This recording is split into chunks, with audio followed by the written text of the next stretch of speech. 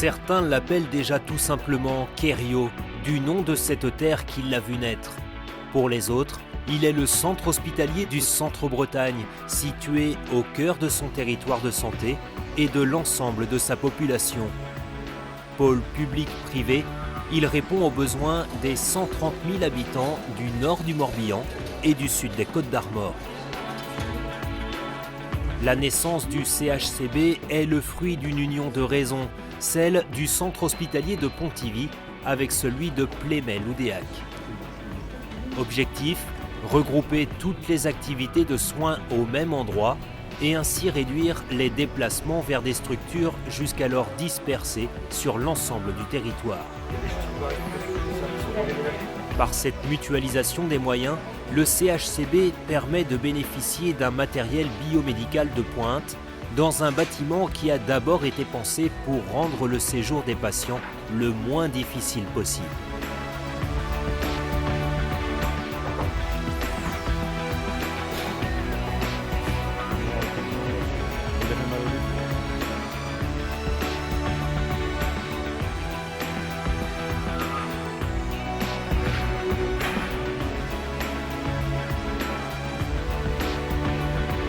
Mais revenons d'abord sur ces dernières années qui ont vu sortir de terre ce grand centre hospitalier.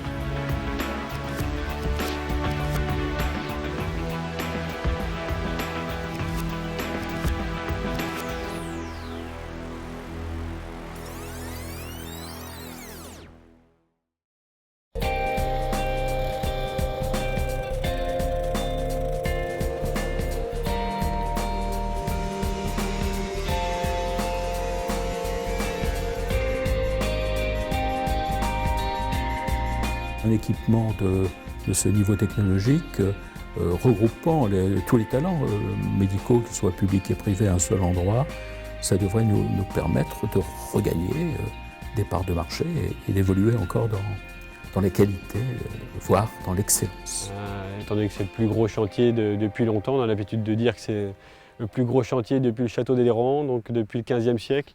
Effectivement, je ne pense pas qu'il y ait beaucoup de chantiers de cette taille-là qui sont en construction actuellement dans le Centre-Bretagne. De ce fait, c'est un chantier des superlatifs. 40 000 mètres carrés de plancher, 26 000 mètres cubes de béton, 1800 tonnes d'acier, plus de 3500 portes.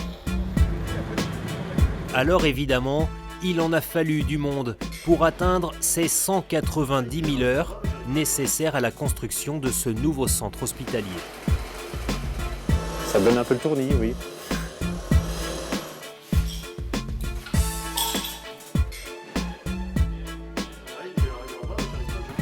Vous savez, un chantier, c'est avant tout une aventure d'homme, une aventure de relations humaines, quoi. On était tous contents de le faire, mais au départ, ça fait un petit peu peur, quoi. Ça nous oblige à être très réactifs en fait, à chaque problème posé, parce que si jamais un problème n'est pas résolu tout de suite, ça bloque l'ensemble des corps d'État qui interviennent juste derrière. 90 entreprises, 450 ouvriers, cela en nécessite des réunions pour que la coordination soit optimale. 70 millions d'euros de travaux, mieux vaut éviter les grains de sable. La réussite d'une telle opération ne peut se faire sans l'implication de toutes les parties, c'est-à-dire la maîtrise d'œuvre, la maîtrise d'ouvrage, les cabinets d'architectes, les entreprises et les bureaux d'études.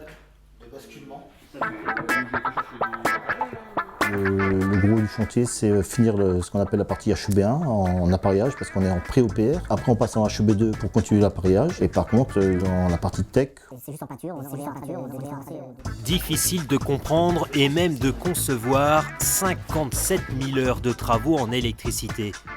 Si vous avez des sueurs à l'instant où vous devez retirer l'une des deux broches de votre multiprise, imaginez-vous en train de gérer un circuit électrique de plus de 400 km de câbles. Mais au fait, combien y a-t-il de tableaux électriques sur le site? Ah ouais, une bonne question. Il y a beaucoup de marches à monter. À la fin de la journée, c'est fatigant. Ouais.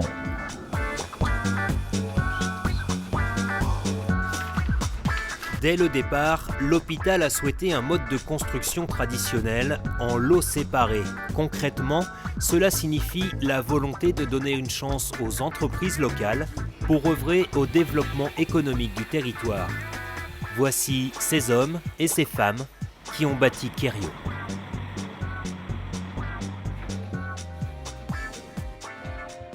Quand ils viendront en visite plus tard, ils diront voilà, je l'ai fait, j'y étais, quoi.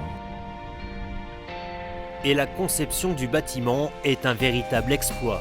L'hôpital est isolé à 50% par l'extérieur, 50% par l'intérieur. Double vitrage, occultation solaire qui permettent de stopper le rayonnement avant qu'il pénètre dans les locaux, terrasse végétalisée pour une rétention des eaux de pluie avant de les reverser dans les réseaux. Chaufferie bois qui assure 80% de l'apport thermique sur le site pour l'hôpital, mais également pour la polyclinique. Pour l'avenir de nos enfants, ce bâtiment s'inscrit donc dans une démarche environnementale volontaire et entièrement tournée vers le confort des patients. On est venu parce que maman elle va travailler là. Il est bien aussi que la première manifestation organisée sur le site soit dédiée au personnel et à ses représentants.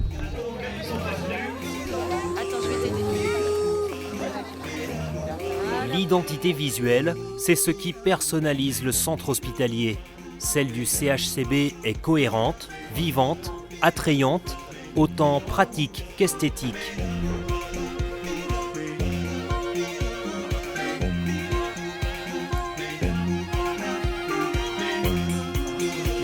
Décorateurs, architectes, artistes, polychromistes et signaléticiens, tous ont travaillé ensemble pour rendre facile et agréable un lieu que l'on dit souvent austère.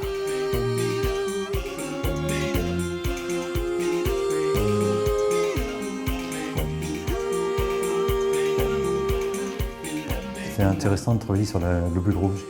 Tout de suite, ça a tilté, quoi. On parle de globules rouges, de dialyse, etc. Autant les montrer, quoi.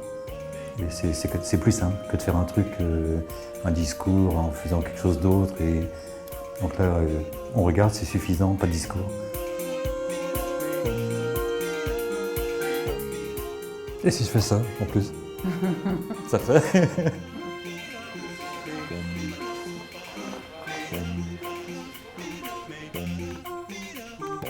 5 avril 2012, l'hôpital ouvre ses portes sur un flot ininterrompu de visiteurs. Simples curieux, retraités des centres hospitaliers ou professionnels de la santé en exercice, tous ont pu découvrir en avant-première cette concrétisation dont ils entendent parler depuis près de 10 ans.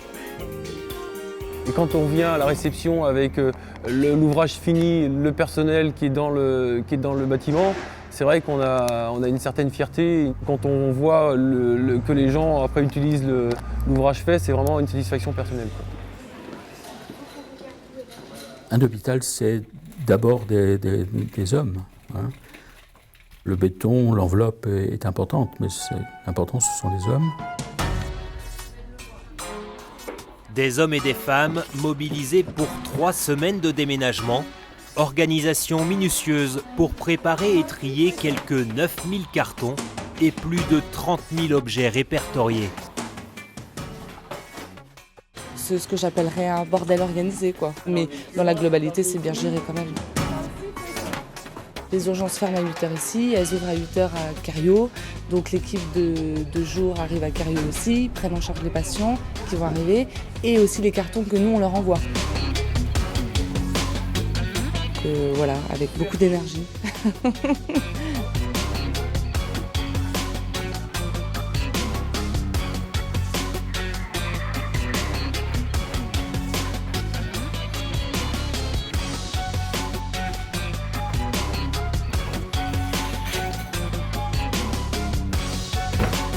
On est contente de partir même, on a tout rangé.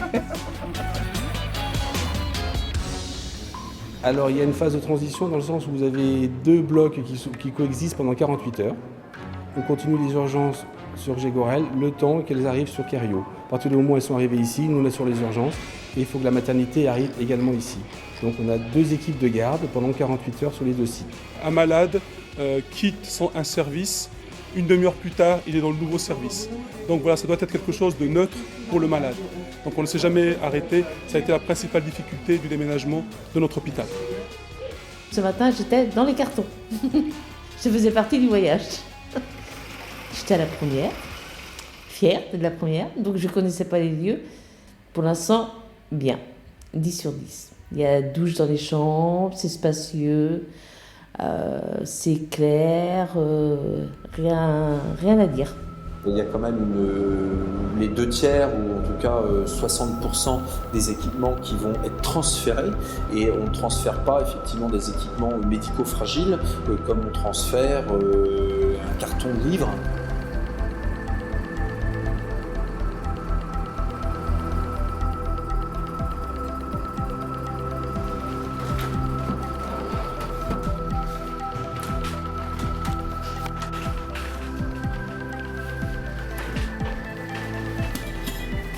Le leitmotiv sur ce nouvel hôpital, ça a été toujours d'essayer d'apporter des équipements plus confortables pour les patients et également des équipements qui soient de meilleure qualité au niveau diagnostic et aussi des équipements qui permettent une meilleure ergonomie pour les utilisateurs. Et c'est un investissement important. 5 millions d'euros d'achat de matériel neuf pour des équipements de haute technicité, en plus du matériel importé des autres sites. Au total, un équipement biomédical de 13 millions d'euros au service de la population. Puis le fait que tout le monde soit regroupé sur le même site, c'est un progrès extraordinaire quand même. C'est vrai, quoi. Oui. Franchement, c'est inespéré, quoi.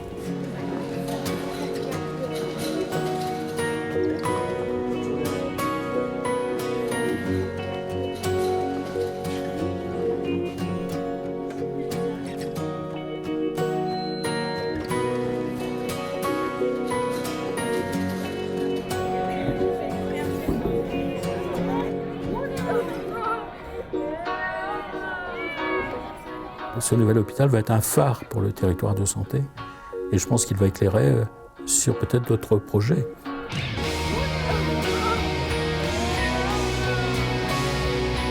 Le projet Kerio est sans précédent sur ce territoire.